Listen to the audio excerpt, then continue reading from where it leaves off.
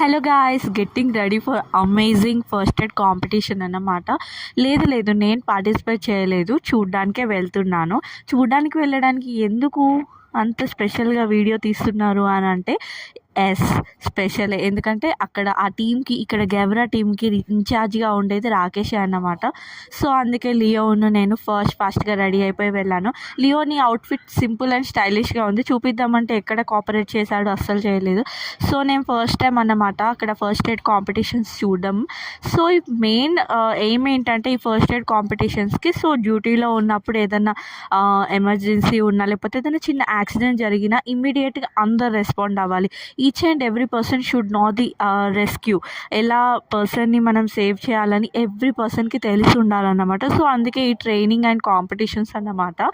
So daily ఇలానే ఆ టీంకి, ఇక్కడ గెవరా టీంకి ట్రైనింగ్ ఇవ్వడానికి రాకేష్ వెళ్తూ ఉన్నారు. డైలీ మార్నింగ్ వెళ్తే నైట్ వచ్చేవారు. సో ఆ ట్రైనింగ్ వాళ్ళకి ఇస్తూ ఏంటి ట్రైనింగ్ అని అంటే ఫస్ట్ ఎయిడ్ ట్రైనింగ్ అని చెప్తూ ఉండేవారు. సో నేను అక్కడ చూస్తే నాకు అర్థమైంది ఎంత కష్టమో. సో కాంపిటీషన్ అయితే చాలా బాగా జరిగింది. So let's see who will win.